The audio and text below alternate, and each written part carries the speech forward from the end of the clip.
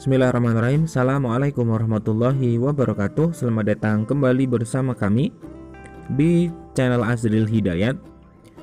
Teman-teman guru honorer sekalian, dalam video ini kami akan sampaikan informasi terbaru rekrutmen P3K untuk jabatan fungsional guru. Informasi ini bersumber dari Bapak Iwan Syahrir selaku Ditjen GTK Kemendikbudristek RI sebagai panitia seleksi nasional dari rekrutmen P3K untuk jabatan fungsional guru ini. Namun sebelum kita ke pembahasan selengkapnya, bagi teman-teman yang baru saja menemukan channel ini, silahkan subscribe dan jangan lupa nyalakan lonceng notifikasinya. Terima kasih. Kita ke pembahasan selengkapnya. Jadi Bapak Dirjen GTK Kemendikbudristek RI Bapak Iwan Syahrir baru-baru ini memberikan sebuah statement, sebuah informasi terkait dengan rekrutmen P3K ini ya, peluang besar bagi guru honorer untuk bisa lolos menjadi ASN P3K di tahun 2022. Yang kita tahu bahwa rekrutmen tahun 2022 ini memang mengakomodir atau memprioritaskan guru yang sudah lolos passing grade dan juga guru yang guru honorer di sekolah negeri ya.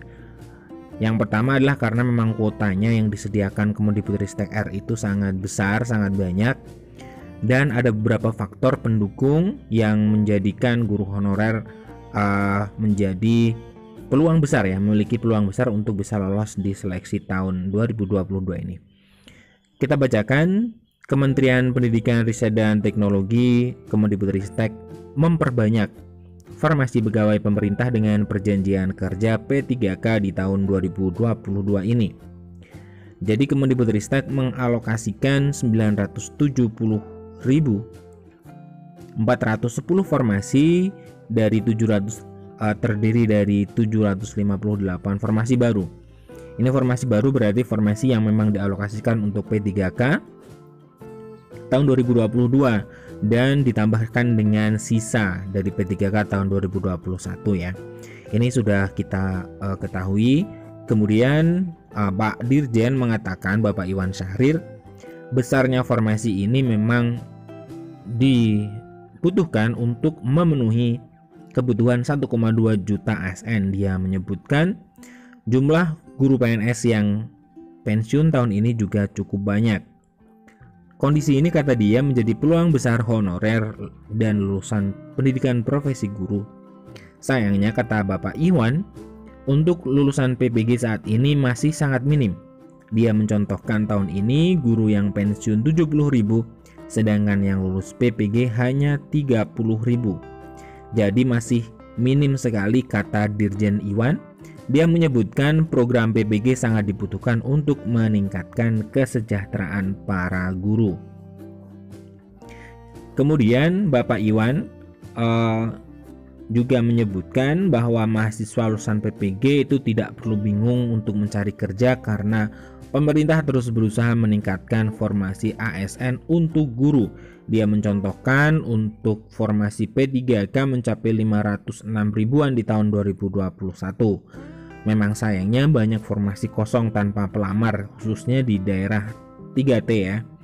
Nah, kemudian melihat kondisi ini, Bapak Iwan mengungkapkan pemerintah berupaya dalam seleksi 2022 lulusan PPG terbaik akan ditempatkan di wilayah 3T. Namun ini adalah untuk lulusan PPG terbaik, bukan guru honorer. Artinya bukan guru yang sudah mengajar ya. Hal ini untuk menciptakan pemerataan kualitas. Tentu saja, kata Bapak Iwan, penempatan guru-guru berkualitas itu harus diimbangi dengan berbagai macam tunjangan. Kemudian, sejatinya PPG itu meningkatkan kesejahteraan para guru. Untuk guru honorer, kata Iwan, Kemendikbudristek bersama dengan Panselnas menyiapkan skema yang lebih berpihak, artinya guru honorer diupayakan untuk tetap mengajar di sekolah induknya dan tidak perlu pindah ke daerah lain. Sementara Direktur Kelembagaan Direktorat Jenderal Pendidikan Tinggi Riset dan Teknologi mengatakan lebih dari 1,2 juta guru yang belum berserikat pendidik. Kondisi ini diperparah dengan kapasitas LPTK yang belum memadai. LPTK penyelenggara PBG perlu ditingkatkan kemampuannya dalam merancang dan mengimplementasikan pembelajaran inovatif berbasis teknologi digital, pungkas Lukman ya.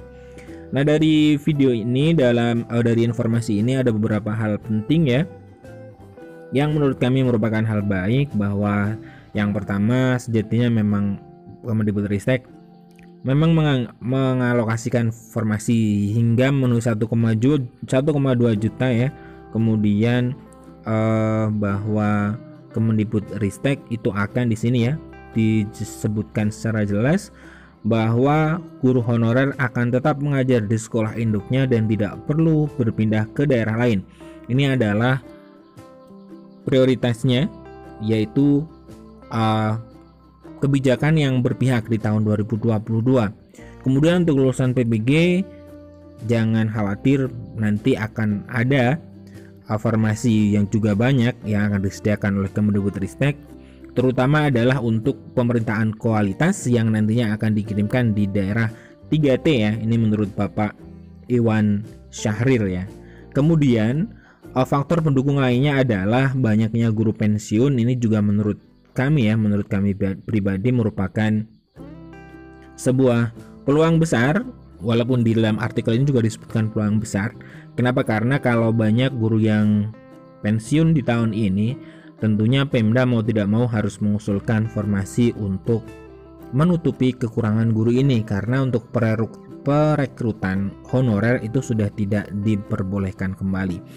Artinya mau tidak mau pemerintah daerah harus mengusulkan formasi terkait dengan P3K di tahun 2022 yang nantinya peluang ini bisa diambil oleh guru honorer, baik seluruh guru honorer di sekolah negeri ataupun sekolah swasta ya, ketika memang nanti regulasinya sama di tahun 2022. Nah, sekian informasi dari kami, semoga informasi yang sedikit ini bermanfaat. Jadi peluang masih banyak, peluang masih besar, peluang masih terbuka lebar bagi guru-guru honorer untuk menjadi ASN P3K di tahun 2022. Semoga ini segera terrealisasi, segera muncul kepastian kapan dibukanya, kemudian kebijakan yang berpihak itu memang tertuang dalam keputusan Menteri Pendayagunaan Aparatur Negara dan Reformasi Birokrasi yang memang benar-benar akan mengakomodir, benar-benar akan memperjuangkan status honorer menjadi ASN P3K di tahun 2022 ini. Assalamualaikum warahmatullahi wabarakatuh.